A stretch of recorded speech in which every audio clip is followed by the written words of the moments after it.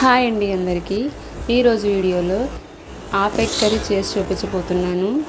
ఈ కర్రీ రైస్లోకి కానీ చపాతీలోకి కానీ చాలా బాగుంటుందండి. ఒకసారి మీరు కూడా ట్రై చేయండి. నేనైతే ఇలా 4 ఎగ్స్ బాయిల్ చేసి తీసుకున్నానండి. దీన్నైతే మనం ఇలా కట్ చేసుకోవాలి.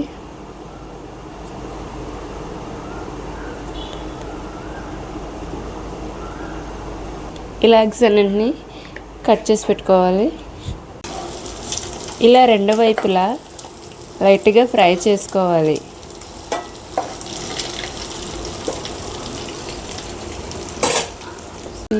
ఇంకో ప్యాన్ పెట్టుకొని ఒక 2 టేబుల్ స్పూన్ల ఆయిల్ వేసుకుందాం. ఒక 3 పచ్చిమిర్చి, ఒక 2 ఆనియన్స్ ముక్కలు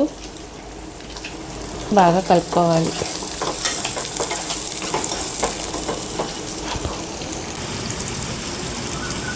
ఆనియన్స్ ఇలా లైట్ గోల్డెన్ కలర్ వచ్చే వరకు వేయించుకోవాలి. తర్వాత 1 టీ స్పూన్ అల్లం వెల్లుల్లి పేస్ట్ వేసి కలుపుకోవాలి.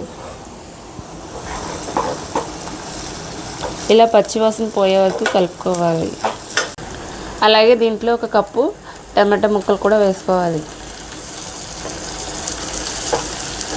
దీన్ని ఒక 5 నిమిషాల పాటు బాగా మగ్గించుకోవాలి. ఇలా మధ్యలో ఒకసారి కలుపుకుంటూ ఉండాలి. ముందుగా ఒక 2 ఆనియన్స్ని కట్ చేసి మిక్సీ పట్టుకుందాం. అలాగే దీంట్లో కొద్దిగా పుదీనా కూడా వేసుకుందాం. ఈ ఉల్లిపాయ టమాటాలు బాగా మగ్గాక మనం ముందుగా చేసి పెట్టుకున్న ఉల్లిపాయ పుదీనా పేస్ట్ని వేసుకోవాలి. ఒకసారి బాగా కలుపుకోవాలి. ఇది బాగా ఫ్రై అయ్యాక రుచికి సరిపడా సాల్ట్, ఒక 1/2 టీ స్పూన్ పసుపు వేసుకొని బాగా కలుపుకోవాలి. అలాగే 1 టీ స్పూన్ కారం, ఒక 1/2 టీ స్పూన్ ధనియా జీరా పౌడర్, ఒక 1/2 టీ స్పూన్ గరం మసాలా వేసుకొని దీన్ని బాగా కలుపుకోవాలి. బాగా కారం పచ్చివాసన పోయే వరకు కలుపుకోవాలి.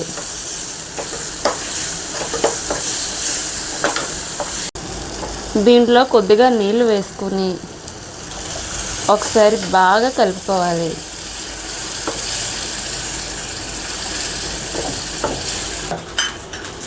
ఇలా వాటర్ వేసుకున్నాక ఒక 5 నిమిషాల పాటు మగ్గించుకొని మనం ముందుగా ఫ్రై చేసి పెట్టుకున్న ఎగ్స్ని వేసేసుకోవాలి.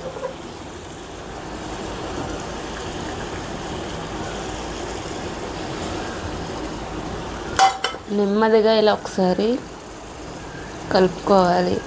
ఎక్కువగా కలిపితే ఎగ్స్ విరిగిపోతాయండి. ఒకసారి నెమ్మదిగా కలుపుకొని ఒక 5 మినిట్స్ పాటు మూత పెట్టేసుకోవాలి. చివరిగా కొద్దిగా కొత్తిమీర వేసుకొని ఒకసారి ఇలా కలిపి లైట్గా దించేసుకోవాలండి.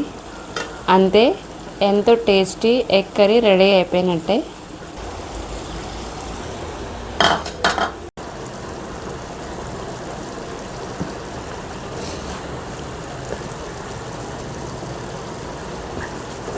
దీన్ని ఇలా ఒక గిన్నెకి సర్వ్ చేసుకొని రైస్ మరియు చపాతీలకి చాలా బాగుంటుందండి. మీరు కూడా ట్రై చేయండి.